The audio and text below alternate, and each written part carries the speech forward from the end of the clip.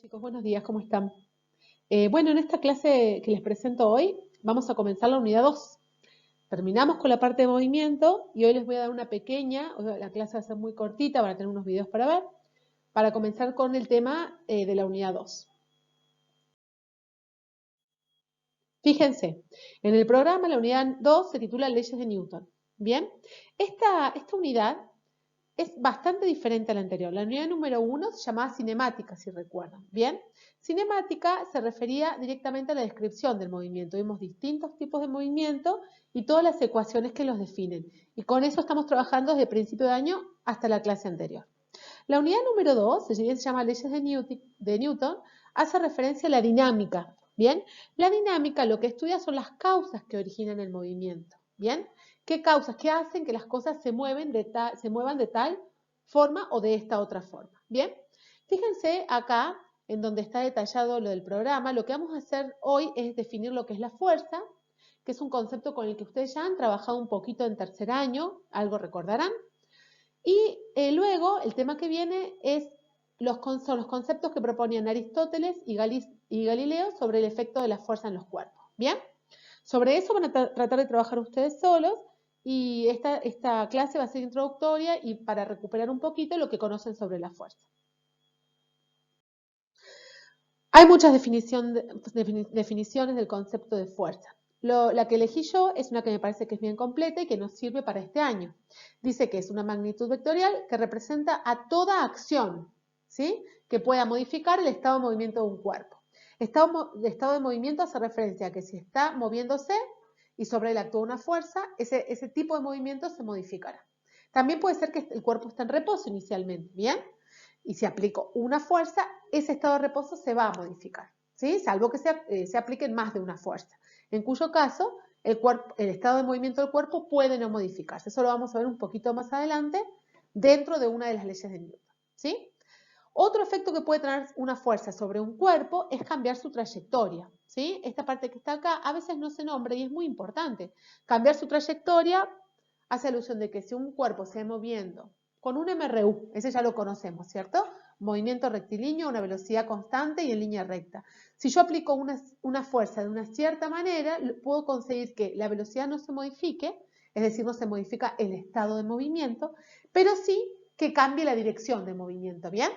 Ese puede ser otro efecto de la fuerza. O también puede producir una deformación en ese cuerpo. Fíjense, yo acá puse unas figuritas, ahí está una persona aplicando una fuerza sobre un cuerpo que da la sensación de que se está moviendo, ¿bien?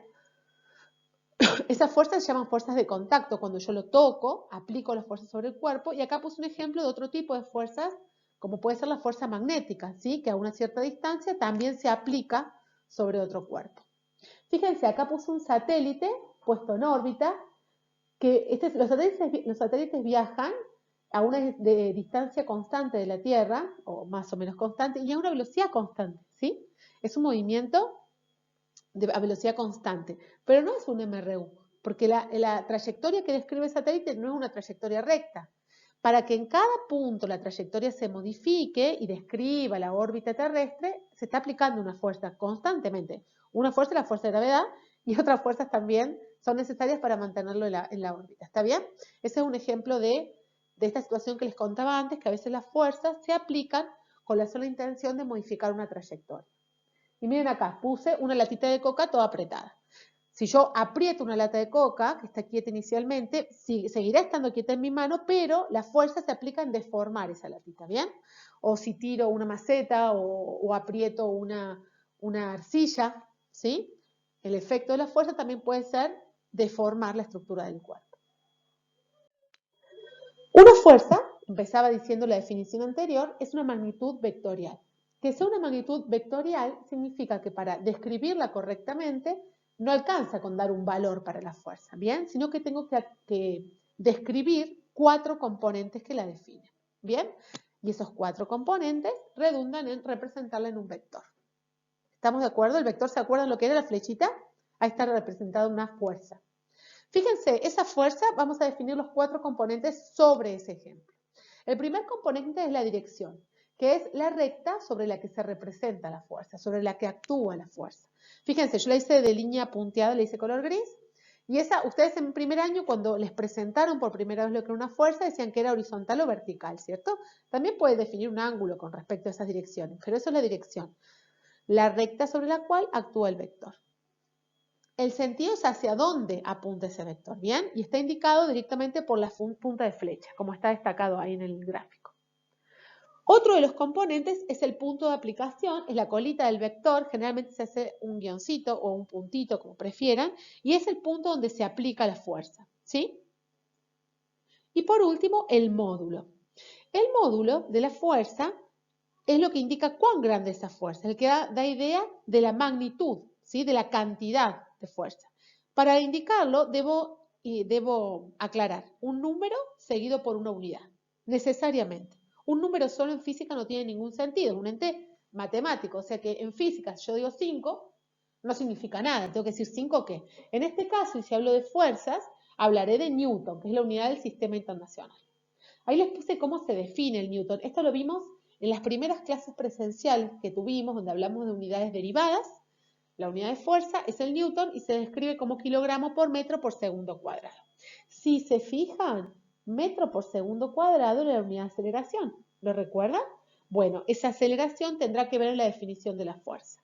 ¿Sí? Entonces, el módulo queda identificado por un número más una unidad y para representarlo gráficamente deberé usar una escala. Por ejemplo, si quiero representar una fuerza de 10 newton, por ejemplo, puedo decir que cada centímetro de mi flechita representará 2 newton, en cuyo caso el vector lo representaré con 5 centímetros, por ejemplo. Ustedes con escalas ya han trabajado en tercer año también. Bueno, en este año lo vamos a retomar y lo vamos a reutilizar. Hasta acá es lo que vamos a recordar de fuerzas en esta clase. La sugerencia para esta semana es la siguiente. Como estamos empezando un tema nuevo, yo les voy a dejar unos videos muy breves para que los vean. Tienen que ver con las teorías de Galileo y de Aristóteles sobre las acciones de las fuerzas. Y la próxima clase les voy a hacer una pregunta sobre esos contenidos que se desarrollan en los videos. Bien, les mando un beso muy grande, espero que estén todos muy bien y nos encontramos la próxima clase.